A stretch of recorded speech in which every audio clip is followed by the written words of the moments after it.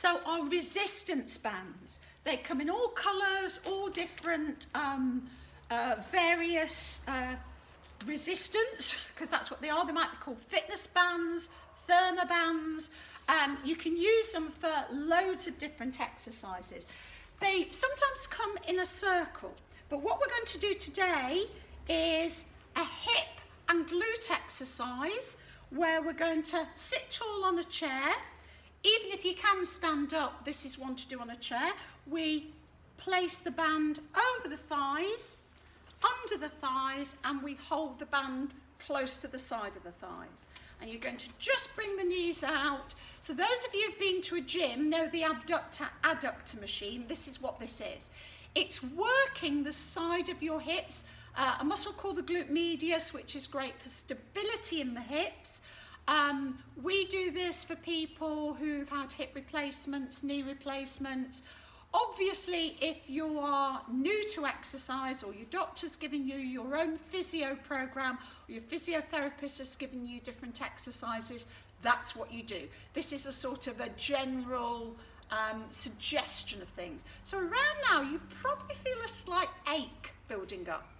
So when we're working strength work, maximum of 10 to 15 repetitions depending on what you can do. If you want to work harder, you'd get a band that's got a little bit more strength in it and less give in it. If you want to work easier, you make the band looser, or you actually just get a pair of tights, or do the same move without any resistance.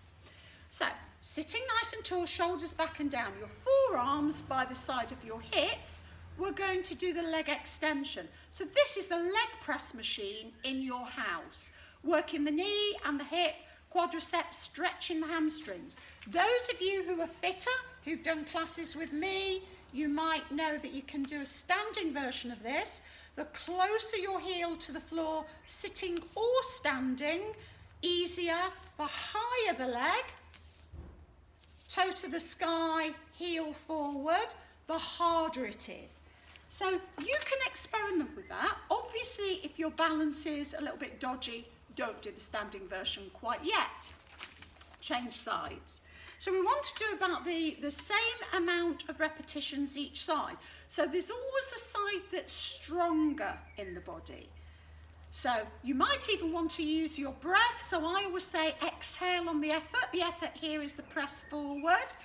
Same if you're standing, shh, shh. So standing, you're working not twice as hard, but probably 3 times harder. Think about it. This leg's taking your whole body weight. Your core muscles are having to keep you upright. Good work.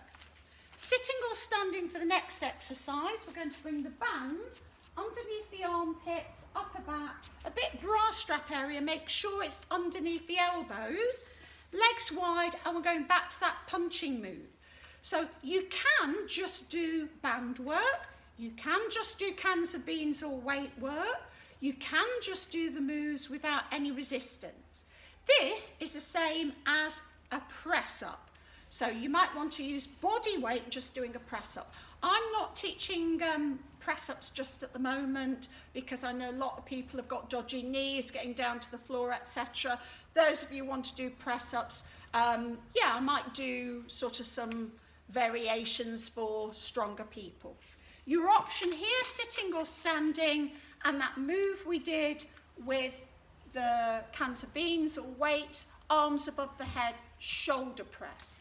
Your option here is to, if you're a bit fitter, we can do 2 exercises at once. We can bring both arms forward and sit on the chair, or both arms up, sit on the chair. But your easier, not easy, but easier version, arms above the head.